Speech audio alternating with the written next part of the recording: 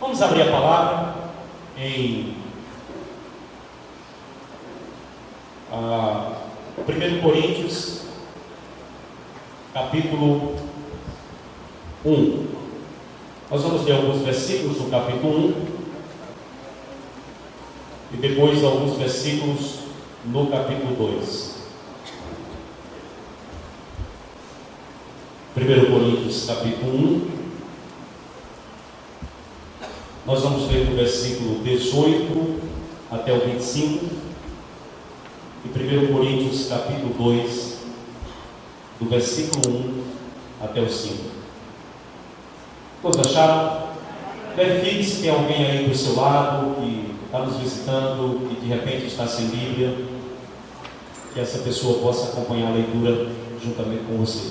Queremos dar aqui as boas-vindas para os nossos dois irmãos que aqui estão. Eles são da Igreja Batista Missionária em Ibiribeira, em Recife. Estão em trabalho aqui em Serra Talhada, e por indicação de Viviane, minha filha de Vilma, eles estão aqui hoje. Sejam bem-vindos, Deus abençoe a vida de vocês. Amém? 1 Coríntios capítulo 1, do verso 18 até o 25. Certamente a palavra da cruz é loucura para os que se perdem, mas para nós que somos salvos, poder de Deus. Pois está escrito: destruirei a sabedoria dos sábios e aniquilarei a inteligência dos instruídos. Onde está o sábio? Onde o escriba? Onde o inquiridor deste século? Porventura não tornou Deus louca a sabedoria do mundo? Visto como na sabedoria de Deus o mundo não o conheceu por sua própria sabedoria. Aprove a Deus salvar os que creem pela loucura da pregação. Porque tanto os judeus pedem sinais, como os gregos buscam sabedoria. Mas nós pregamos a Cristo crucificado, escândalo para os judeus, loucura para os gentios.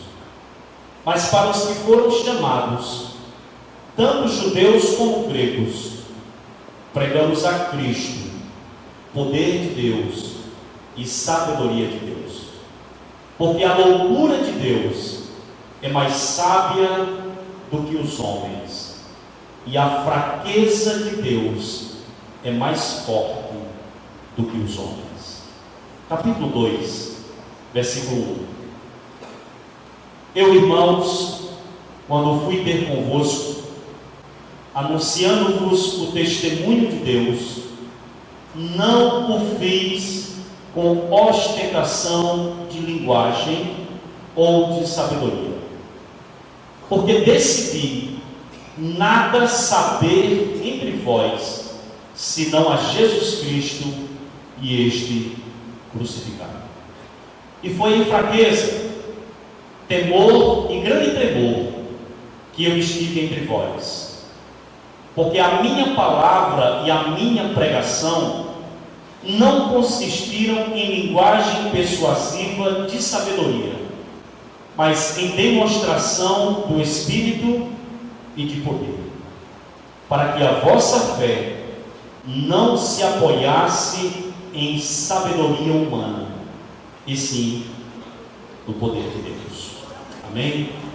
Fique com a Bíblia aberta nesse texto.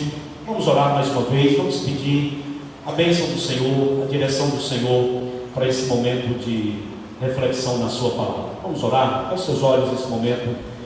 Pai, nós bendizemos o nome do Senhor por estarmos na tua casa, porque mais um domingo nós podemos estar aqui para ser alimentados pelo Senhor, para sermos alimentados pela tua palavra, ó Deus, para crescermos no conhecimento do Senhor. E nós queremos colocar, ó Pai, esse momento aqui na tua presença. Fale conosco, alcance a nossa vida, ministre aos nossos corações, não nos deixe sair deste lugar sem ter ouvido a tua voz. Nós pedimos assim a bênção do Senhor, em nome de Jesus. Amém e amém. Irmãos, eu queria que você olhasse o capítulo 2, versículo 1, para destacar uma coisa aqui para vocês, que no versículo 1, Paulo vai dizer: eu, irmãos, quando fui ter convosco, anunciando-vos o testemunho de Deus. Então, quando Paulo escreve para a igreja de Corinto a sua primeira carta, ele lembra os irmãos de Corinto a primeira vez que ele esteve naquela cidade para anunciar a Cristo e para plantar uma igreja naquela cidade. Depois, se você tiver curiosidade e quiser ver o relato, ou ler o relato da fundação da igreja de Corinto, de como Paulo chegou ali, como Paulo pregou o evangelho naquela cidade, você pode ler em casa Atos capítulo 18, do versículo 1 até o 11, você vai encontrar o relato desse episódio. Mas, quando ele escreve aqui, se você olhar novamente para o verso 3, ele vai relembrar isso. Ele diz: foi em fraqueza, temor e tremor que eu estive entre vós. Então ele vai relembrar exatamente esse momento, quando pela primeira vez ele chegou na cidade de Corinto para começar um trabalho, para plantar uma igreja. Se você pegar a sequência de Atos, no capítulo 16, por causa de uma visão de um homem macedônio, ele foi para Macedônia, começou um trabalho e plantou uma igreja na cidade de Filipos. Depois que ele saiu da cidade de Filipos, ele foi para a cidade de Tessalônica, foi duramente perseguido em Tessalônica. De Tessalônica ele foi para uma outra cidade chamada Bereia. Em Bereia foi melhor recebido, e de Bereia ele foi para uma cidade grega chamada Atenas. De Atenas ele foi parar exatamente na cidade de Corinto. Eu gostaria de destacar para vocês, ou mencionar, pelo menos 3 peculiaridades da cidade de Corinto, porque elas vão nos ajudar a entender, a compreender melhor o que Paulo escreveu aqui. A primeira peculiaridade da cidade de Corinto, que acho que é interessante nós sabermos, é exatamente a prosperidade econômica. A cidade de Corinto era uma cidade portuária. A cidade de Corinto tinha 2 portos, onde embarcações, navios de várias partes do mundo traziam as suas mercadorias, traziam os comerciantes e também levavam mercadorias para outras partes do mundo. E por ser uma cidade portuária, Corinto tinha uma posição geográfica que fazia dela um dos principais centros econômicos ou um dos principais centros comerciais do mundo antigo. Ela dominava, a cidade de Corinto dominava todo o comércio ali no Mediterrâneo. E a cidade de Corinto era exatamente a capital de uma região conhecida como Acaia. E a Acaia era exatamente no sul ou no centro da Grécia. Então Paulo escreve para uma cidade, para uma igreja, lembrando que quando ele foi para lá, mas ele foi para uma cidade que na época vivia um tempo de grande prosperidade econômica. Mas a segunda peculiaridade que eu acho que é importante você saber nesse momento é que Corinto era conhecida na época por causa da sua degradação moral. Era a segunda peculiaridade dela. Além de ter prosperidade econômica, ela era caracterizada pela degradação moral. A cidade de Corinto ela era conhecida no mundo antigo como a cidade do amor livre. Por quê? Porque Corinto era a guardiã naquela região do templo de uma deusa que os romanos chamavam de Afrodite e que os gregos chamavam de Vênus. Essa deusa Afrodite, ela era conhecida no mundo todo porque ela é exatamente a chamada deusa do amor. É daí que vem essa expressão quando a gente compra algum perfume, algum material que é cheiroso, que chama atenção, que são chamados de afrodisíacos. Vem dessa ideia dessa deusa Afrodite, que era a deusa do amor. E Corinto era a cidade guardiã desse templo. Só para os irmãos terem uma ideia, existiam na cidade de Corinto 1000 sacerdotisas, ou 1000 prostitutas sagradas, ou prostitutas cultuais, que serviam a essa deusa, adoravam a essa deusa através da prostituição. O templo de Afrodite ficava na parte mais alta da cidade, e todas as tardes, essas 1000 prostitutas cultuais desciam da parte mais alta da cidade para cumprir o ministério dela na cidade. Qual era o ministério delas? Servir a deusa Afrodite através da prostituição. De maneira que a promiscuidade de Corinto tornou-se proverbial. Por exemplo, a expressão moça coríntia tornou-se sinônimo de prostituta. Quando alguém falava a expressão corintiar-se ou corintianzar-se, significava simplesmente viver dissolutamente como um cidadão da cidade de Corinto. Tamanha era a devassidão e a degradação moral desta cidade, de maneira que Corinto, na época, tornou-se sinônimo de bebedeira, libertinagem e degradação moral. Gravaram? A primeira, ela era uma cidade que tinha prosperidade econômica, e a segunda, ela era uma cidade marcada pela degradação moral. Mas a terceira peculiaridade desta cidade, que você precisa entender, que eu acho que é importante, era exatamente o orgulho cultural. A cidade de Corinto, irmãos, era uma cidade grega. Os habitantes de Corinto eram gregos. E a Grécia era o centro filosófico e o centro intelectual do mundo antigo. Os gregos, eles tinham um grande orgulho, ou eles se orgulhavam da sua cultura e da sua filosofia, porque da Grécia foi de onde saíram os grandes filósofos da história. Então eles se orgulhavam por serem o berço de onde saiu Aristóteles, de onde saiu Sócrates, de onde saiu Platão. Então, era uma cidade orgulhosa pela sua cultura. E tem mais. Por causa dessa cultura, por causa dessa filosofia, os gregos da cidade de Corinto, eles desprezavam os demais povos que não conheciam a língua deles e que não compartilhavam da cultura deles. Eles chamavam esses outros povos de bárbaros, ignorantes.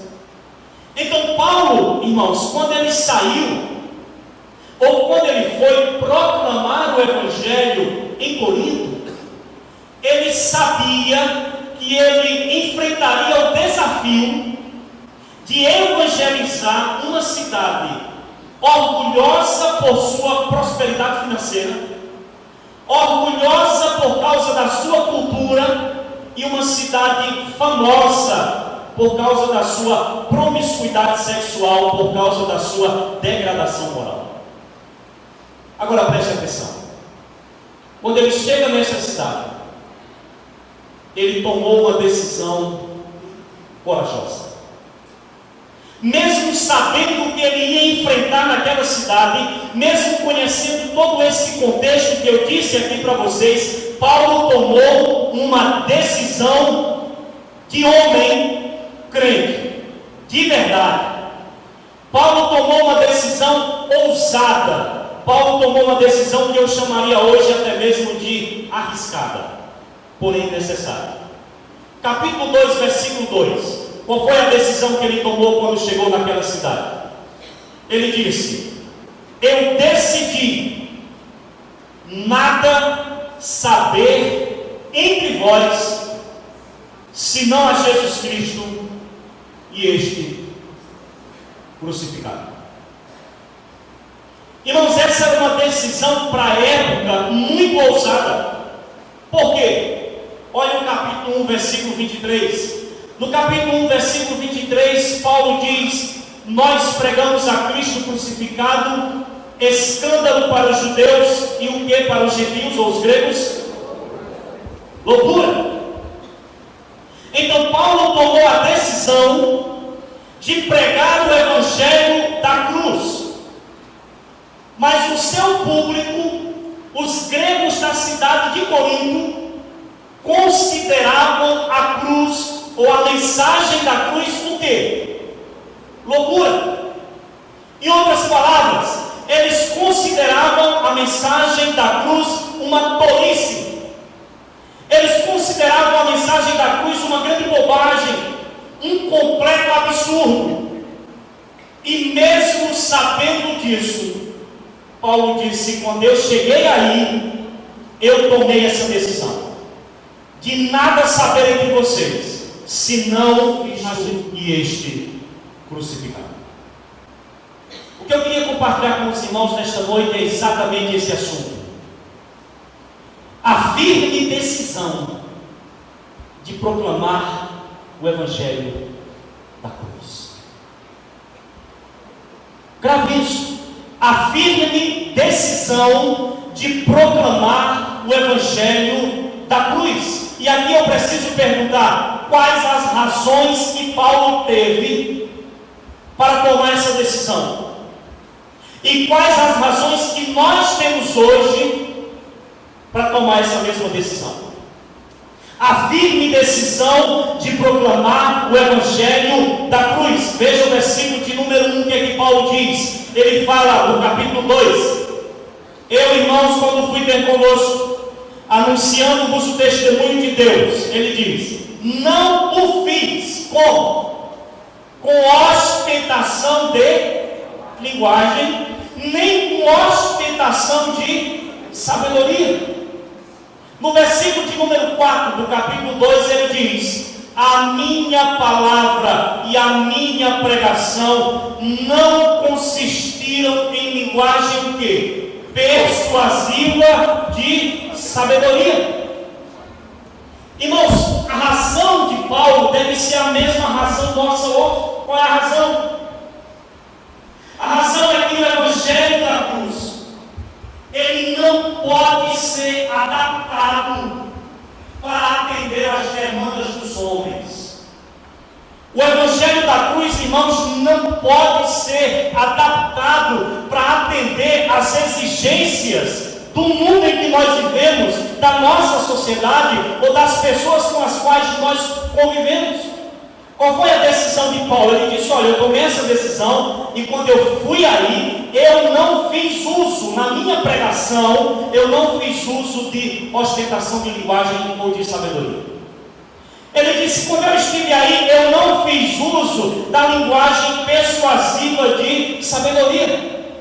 Irmãos, Paulo tomou uma decisão contra a demanda e a exigência dos coríntios. Dá uma olhada aí no capítulo 1, versículo 22. Paulo diz: porque tanto os judeus pedem o quê? Sinais, e os gregos buscam o quê? Então, os cidadãos de Corinto eram gregos. O que era que eles buscavam? Sabedoria. Irmãos, os gregos eram ávidos, eram insaciáveis, eles eram vorazes em busca da sabedoria. Os gregos eram amantes da boa retórica. Os gregos admiravam a linguagem persuasiva. Os gregos eram amantes do discurso e da linguagem eloquente. Falando isso em português, os gregos gostavam de gente que falava bonito, que sabia se expressar. Os gregos eram amantes desse tipo de coisa. Preste atenção nisso. Os gregos amavam os sofistas. Alguém já ouviu falar dos sofistas? Os gregos amavam os sofistas. Irmãos, os sofistas, eles eram os mestres da oratória. Eram gregos. Os sofistas, eles ensinavam as pessoas a defender as suas ideias. Os sofistas ensinavam as pessoas a vencer os debates. Não importava para eles se a ideia defendida era certa ou errada. Para o sofista, o que valia a pena era a boa argumentação. Se era verdadeiro ou não, não interessava.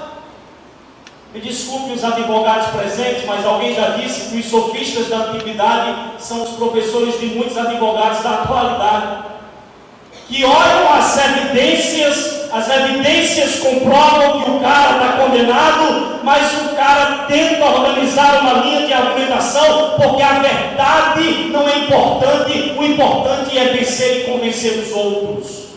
Os sofistas caminhavam nessa direção, e os gregos amavam os sofistas. Para eles a boa comunicação, os bons argumentos eram mais importantes que a verdade. Aí Paulo vai para aquela cidade pregar o Evangelho. Quando ele chega lá, qual foi a decisão que ele tomou? Eu sei que vocês são gregos, eu sei que vocês gostam de quem fala bonito, eu sei que vocês gostam de boa argumentação, eu sei que vocês gostam de linguagem persuasiva, mas quando eu fui aí, eu não fui para atender às exigências de vocês. Eu decidi não atender às demandas de vocês. Eu não fui com ostentação de linguagem, eu não fui com linguagem persuasiva. A minha decisão foi não adaptar o Evangelho para atender às demandas de vocês.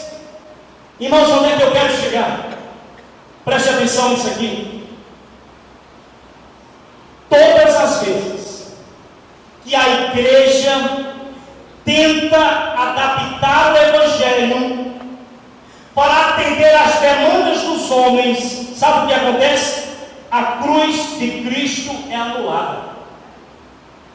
Todas as vezes que a igreja ou que os pregadores tentam adaptar o Evangelho para atender às demandas da sociedade, a mensagem da cruz, ela é banida dos púlpitos e das pregações. Todas as vezes que a igreja toma essa decisão de dizer, vamos atrair um público e querer adaptar a mensagem do Evangelho para um público, sabe o que acontece? A mensagem do Cristo crucificado desaparece. A mensagem do Cristo crucificado se torna uma coisa secundária na igreja. Você quer ver uma coisa? Não precisa levantar a mão nem se identificar, só pensa. Quem aqui assiste os pregadores da mídia, que tem horas e horas na televisão para falar? Tem um monte no Brasil. Você tem hoje pregadores que têm rede de televisão, um canal só para ele pregar. Eu queria fazer um desafio a você. Não precisa parar mais do que uma hora. Para uma hora para escutar esse pessoal. E verifique quantas vezes eles falam do Evangelho da cruz. Verifique quantas vezes eles falam do Cristo crucificado. Por que eles não falam isso?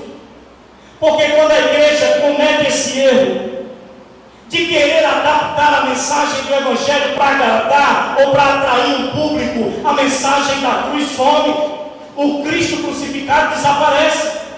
E Paulo disse, eu cheguei aí, eu sei que vocês são sábios, eu sei que vocês gostam disso, mas eu não fui para atender vocês, eu fui para falar do Cristo e do Cristo crucificado, e essa foi a minha decisão, e isso foi o que eu fiz. Preste atenção, irmãos. Eu vou dar exemplo para vocês práticos. Todas as vezes, repito, que a igreja quer adaptar a sua mensagem para um público, sabe o que acontece? A mensagem da cruz some. Eu vou citar alguns exemplos rápidos. A famosa teologia da prosperidade, ou chamado evangelho do sucesso. O que é que eles fizeram? Tiraram a mensagem do Cristo crucificado e colocaram o que no lugar? A mensagem da prosperidade financeira e da bênção material. O Cristo crucificado é um adereço, é uma coisa que se der certo a gente fala. Mas o cerne do Evangelho para a teologia da prosperidade deixou de ser o Cristo e passou a ser bênção material. Eu vou citar uma aqui que vocês nem têm costume, mas é chamada de teologia da libertação, que foi desenvolvida pelos católicos, teólogos católicos. O que é que a teologia da libertação fez? Tirou o Cristo crucificado do centro e colocou a libertação da opressão econômica e da opressão social no lugar do Cristo. Para a teologia da libertação, sabe o que é salvação? Salvação para esse pessoal é você ser liberto de um poder econômico opressor, de uma sociedade que oprime os pobres. Isso para a teologia da libertação é a salvação. Você quer ver outro exemplo? O evangelho místico que é pregado em nosso país. O que é que ele fez com o Cristo crucificado? O evangelho místico simplesmente tirou o Cristo crucificado do centro e colocou no lugar a venda de bugigangas, a venda de objetos consagrados, a venda de aguinha consagrada colocada em cima da televisão na hora que o pastor está orando. Isso aí tomou o lugar do Cristo crucificado em muitas igrejas. Sabe por quê, irmãos? Porque todas as vezes que a igreja tenta fazer isso para manter o público, o Cristo crucificado sai de cena. E Paulo está dizendo: olha, gente, nós precisamos tomar a firme decisão de pregar o evangelho da cruz, porque nós não estamos aqui para atender às demandas ou às exigências dos homens ou da sociedade. Nós estamos aqui para anunciar o Cristo e este crucificado. Mas há uma segunda razão aqui. A segunda razão que Paulo apresenta nesse texto para tomarmos a firme decisão de pregarmos o evangelho da cruz. A segunda razão apresentada por Paulo é porque o evangelho da cruz é o único poder capaz de salvar o homem. Se você olhar o capítulo 2, versículo 2, Paulo disse: porque decidi nada saber entre vós, senão a Jesus Cristo e este crucificado. Irmãos, o apóstolo Paulo sabia que o coração dele estava convicto que a essência do evangelho é a mensagem do Galileu que foi morto na cruz pelos nossos pecados. O apóstolo Paulo sabia, estava certo, que o âmago do evangelho é a mensagem do Nazareno que foi morto na cruz do Calvário. Paulo sabia disso, por isso que ele disse: eu tomei essa decisão e eu não vou abrir mão disso. Mas por que Paulo tomou essa decisão? Olha o capítulo 1, versículo 18. No capítulo 1, versículo 18, ele diz: certamente a palavra da cruz é loucura para quem? É loucura para quem? Para os que se perdem. Mas ele segue: mas para nós que somos salvos, é o poder de Deus. Se você olhar o versículo de número 24 do capítulo 1, ele vai dizer: mas para os que foram chamados, tanto judeus como gregos, nós pregamos a Cristo. E esse Cristo é o quê? Poder de Deus e sabedoria de Deus. Irmãos, o apóstolo Paulo estava profundamente convicto que o evangelho da cruz é o único poder capaz de salvar o homem. Então, um evangelho intelectualizado, um evangelho cheio de argumentos filosóficos, um evangelho proclamado puramente com eloquência, com linguagem persuasiva, pode até satisfazer a turma que gosta do saber e do conhecer. Ele vai sair contente da igreja e ainda vai dizer: nossa, que pregador que fala bem. Serve para quê isso? Para nada. Mas quem almeja o evangelho intelectualizado sai da igreja satisfeito com isso.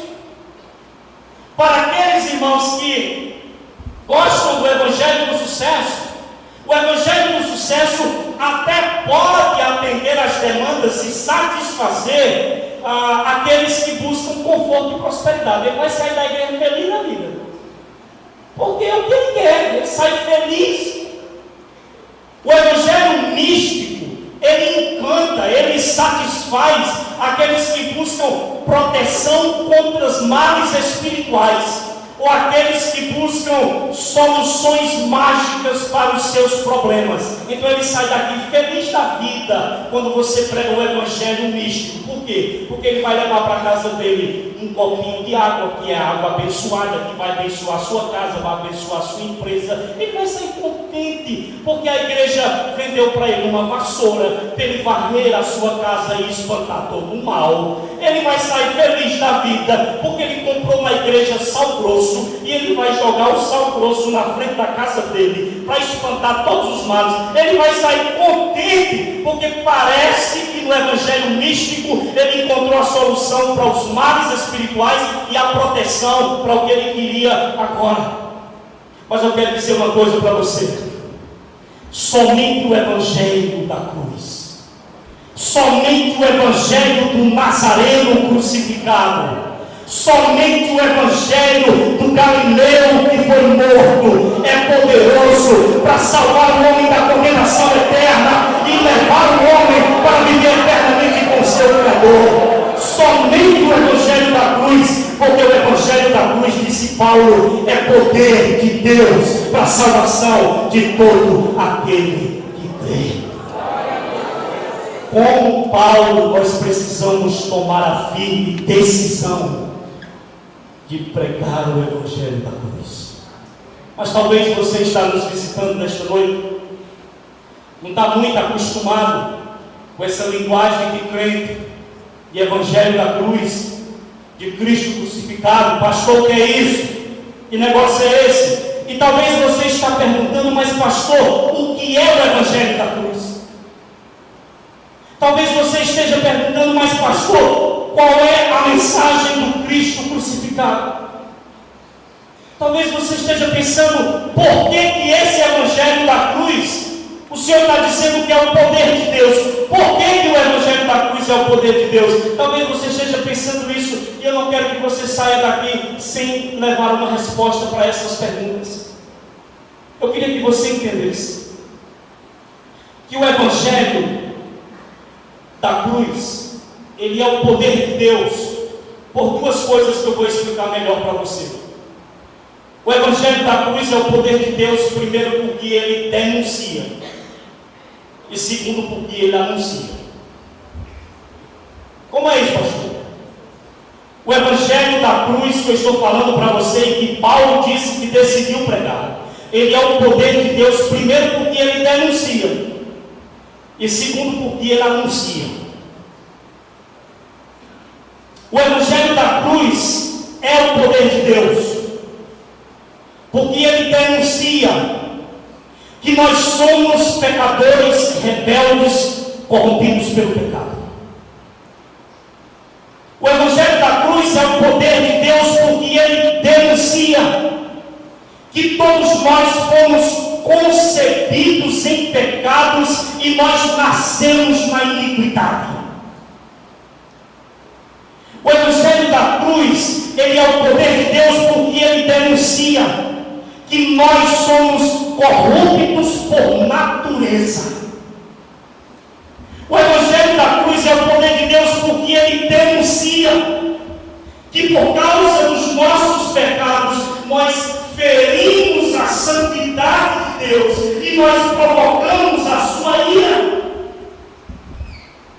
O evangelho da cruz é o poder de Deus, porque ele denuncia que todos nós nascemos condenados e debaixo da ira de Deus.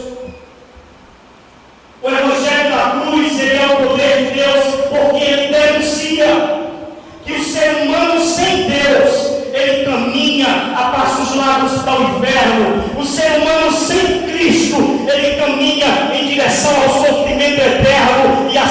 salvação eterna de Deus. O Evangelho é o poder de Deus, porque ele denuncia isso. O Evangelho é o poder de Deus, irmãos, porque ele denuncia que todos nós somos incapazes de resolver o problema do nosso pecado e da corrupção do nosso coração. O Evangelho da cruz é poder de Deus, porque ele denuncia que nós somos incapazes de pagar a nossa dívida diante do Criador. O Evangelho da cruz é o poder de Deus, porque ele denuncia que nós somos incapazes de remover a nossa culpa de diante de Deus. Nós não temos como fazer, por esforço próprio, nada que venha resolver a nossa situação diante do Criador. O Evangelho da cruz, ele é o poder de Deus, porque ele denuncia que nenhum de nós é capaz de comprar o seu perdão ou de comprar o favor de Deus por mais bens ou riqueza que o homem tenha. O Evangelho da cruz é o poder de Deus, porque ele denuncia que somos incapazes de criar, de fazer o nosso próprio caminho de volta para Deus. Por isso que o Evangelho da cruz, ele é o poder de Deus, porque ele denuncia essas coisas. Mas se eu parasse aqui, você dizia só isso, pastor? Não, eu disse para você que o Evangelho da cruz denuncia, mas ele também o quê? Anuncia. O Evangelho da cruz é o poder de Deus, porque ele também anuncia. Ele anuncia o quê? O Evangelho da cruz anuncia que Deus amou o mundo, o Deus justo, o Deus santo, o Deus amoroso. Ele nos amou de tal maneira que ele enviou o seu Filho como nosso substituto.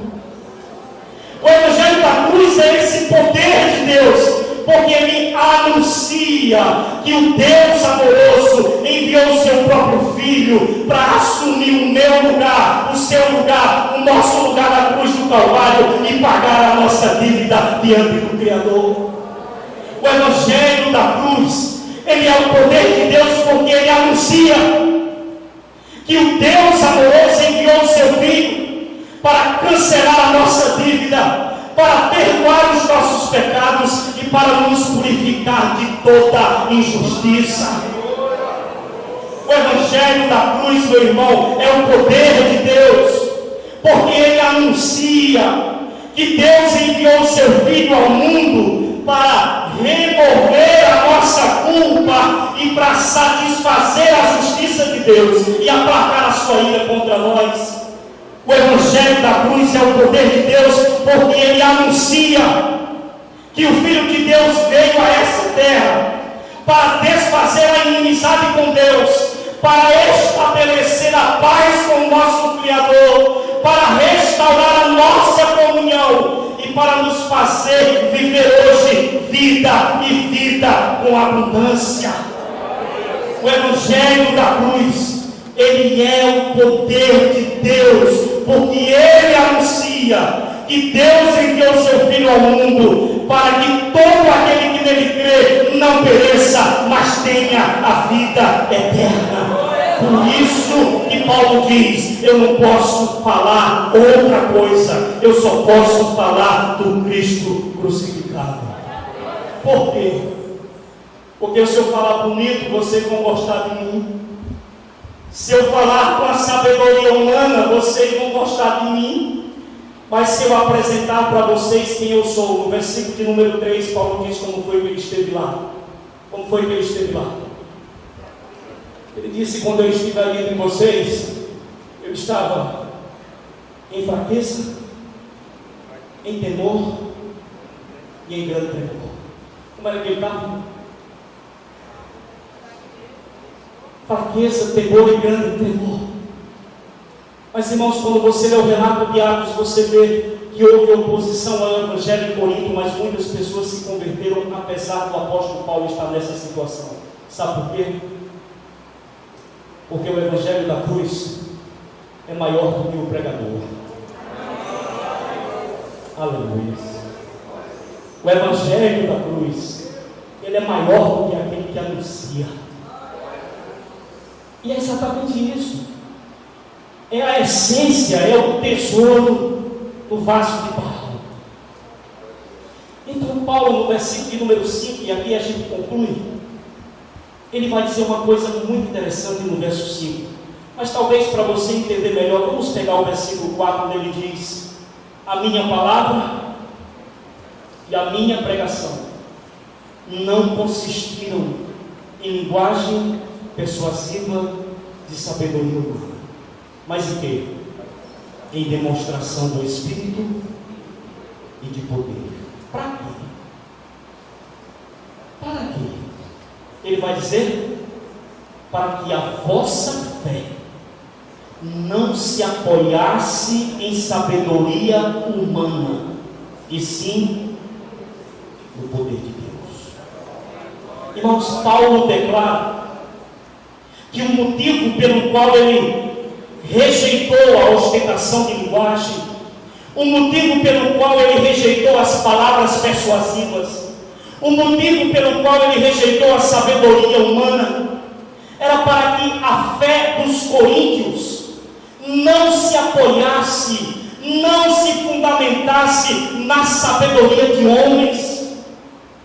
Preste atenção nisso. Se Paulo não tivesse decidido pregar o Evangelho da cruz e tivesse optado por discursos bonitos, os coríntios iam depositar a fé em quem? Em Paulo. Mas ele disse: eu preguei o Evangelho da cruz para que a fé de vocês esteja apoiada e depositada e fundamentada naquele que é o poder de Deus e não é. Irmãos, diferentemente de muitos de nós líderes de igrejas, Paulo não buscava fazer discípulos para si. Paulo não buscava atrair seguidores para ele mesmo. Muito pelo contrário, Paulo sempre buscou conduzir pessoas à fé no Cristo e nunca na fé dele mesmo. O que nós temos visto nesse país e nesta nação são pessoas que proclamam um pseudo-evangelho e as pessoas são levadas a depositar a sua fé não na mensagem que ele anuncia, mas no próprio mensageiro. Tem muita gente hoje que deposita a sua fé não no poder de Deus, mas no poder de algum líder chamado bispo, apóstolo ou pastor, ou seja lá o que for. Nós estamos cansados de ver na televisão pessoas fazendo filas para tocar nos pés de uma mulher ou de um homem, contanto que seja rápido, né? Porque tem que deixar o dinheiro ali. Mas nós estamos cansados de ver isso. Por quê? Porque quando o Evangelho da cruz não é pregado, a fé das pessoas é depositada no pregador. Mas Paulo está dizendo: não, eu preguei o Evangelho da cruz para que a fé de vocês se apoiasse no poder de Deus, no Cristo crucificado, no Evangelho da cruz, porque é Ele que é capaz de salvar o homem. Então, meu irmão e minha irmã que está aqui nesta noite, a nossa missão não é conseguir adeptos para a igreja evangélica. É não, pastor? Não. A nossa missão não é fazer prosélitos para a fé evangélica. A nossa missão é fazer discípulos de Cristo. A nossa missão é conduzir pessoas à fé em Cristo. A nossa missão é levar homens a confiar no poder de Deus. Mas para isso, nós precisamos tomar uma decisão. Qual a decisão? A firme decisão de proclamar o Evangelho da cruz. Vamos ficar de pé. Vamos louvar a Deus nessa noite com uma canção que eu acho muito linda. Uma canção que nós cantamos já há muito tempo. Existem as versões antigas, as versões novas. Quando onde o cantor, ele diz: sim, eu amo a mensagem da cruz. Até morrer, eu a vou proclamar. Levarei eu também minha cruz, até por uma eu vou tocar. Vamos louvar a Deus nesta noite com essa canção. Aleluia.